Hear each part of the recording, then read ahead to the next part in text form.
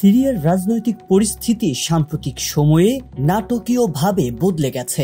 এক সময়ের অপ্রতিরোধ্য president Bashar আল আসাদ অবশেষে বিদ্রোহী বাহিনীর তীব্র আক্রমণের মুখে ক্ষমতাচ্যুত হয়েছেন। 2000 সালে পিতা হাফিজ আল আসাদের মৃত্যুর পর ক্ষমতায় আসেন বাশার আল আসাদ। প্রায় 29 বছর ধরে সিরিয়ার ক্ষমতায় ছিলেন হাফিজ, যিনি কঠোর শাসনের জন্য পরিচিত ছিলেন। তার মৃত্যুর পর বাশার আল আসাদের কাছ থেকে উদার ও সংস্কারমুখী নেতৃত্বের আশা করা হয়েছিল, তবে হয়নি তেমন কিছুই। 2011 সালে আসাদের সরকারের বিরুদ্ধে শান্তিপূর্ণ প্রতিবাদ শুরু হলে সরকার তা কঠোরভাবে দমন করে। এর ফলে দেশটি ভয়াবহ গৃহযুদ্ধে জড়িয়ে পড়ে, যেখানে 5 লাখের বেশি মানুষ নিহত এবং লাখ লাখ মানুষ শরণার্থী হয়ে পড়ে। ইরান ও রাশিয়ার সক্রিয় সহযোগিতায় আসাদ বিদ্রোহীদের প্রবল চাপেও টিকে থাকতে সক্ষম হন। রাশিয়ার বিমান হামলা এবং ইরানের সামরিক পরামর্শ ও হিজবুল্লাহর যোদ্ধাদের অংশগ্রহণ তার শাসন রক্ষায় রেখেছিল গুরুত্বপূর্ণ ভূমিকা। তবে এবারের পরিস্থিতি ছিল সম্পূর্ণ আলাদা। রাশিয়া ও ইরান নিজ নিজ অভ্যন্তরীণ এবং আন্তর্জাতিক সমস্যায় জর্জরিত থাকায় আসাদকে প্রত্যাশিত সহায়তা দিতে পারেনি। বিদ্রোহী গোষ্ঠী হায়াত তাহরির আল শাম এবং মিত্র যোদ্ধারা সিরিয়ার বিভিন্ন গুরুত্বপূর্ণ শহর একে একে দখল করতে থাকে।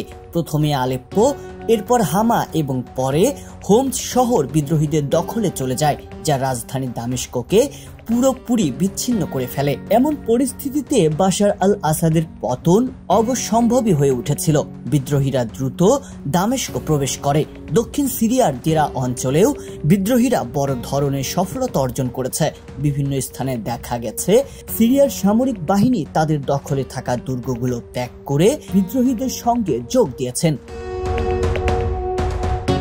সিরিয়ার 5 দশকের ক্ষমতার ভারসাম্য বদলে যাওয়ার এই ঘটনায় মধ্যপ্রাচ্যে নতুন করে অস্থিরতার আশঙ্কা দেখা দিয়েছে। ইরানের প্রভাব উল্লেখযোগ্যভাবে কমেছে, যা হিজবুল্লাহ, ইরাকি শিয়া মিলিশিয়া এবং ফিলিস্তিনি গোষ্ঠী হামাসের ওপরও প্রভাব ফেলবে। বিশেষজ্ঞরা বলছেন, ইরানের জন্য সিরিয়া ছিল একটি কৌশলগত রাজনৈতিক ক্ষমতার কেন্দ্রবিন্দু, যা এখন হারিয়ে যাওয়ার পথে। অনেকেই মনে করেন তুরস্ক বিদ্রোহীদের কিছুটা সাহায্য করেছে, যদিও তুরস্ক বিদ্রোহীদের সমর্থনের অভিযোগ অস্বীকার করে। তবে প্রশ্ন থেকে যায়, আসাদের পতনের পর সিরিয়ার ভবিষ্যৎ কি হবে? বিদ্রোহী গোষ্ঠী হায়াত তাহরির আল শাম তাদের অতীতের সহিংস পরিচয়কে মুছে ফেলে নিজেদের জাতীয়তাবাদী সংগঠন হিসেবে তুলে ধরার চেষ্টা করছে। তবে তাদের ভবিষ্যৎ পরিকল্পনা নিয়ে অনেকের মধ্যেই রয়েছে শঙ্কা। বিশেষজ্ঞরা বলছেন, সিরিয়ার ক্ষমতার এই পরিবর্তন মধ্যপ্রাচ্যের রাজনৈতিক ও সামরিক শক্তির ভারসাম্যকে দীর্ঘমেয়াদে নতুনভাবে গড়ে তুলবে।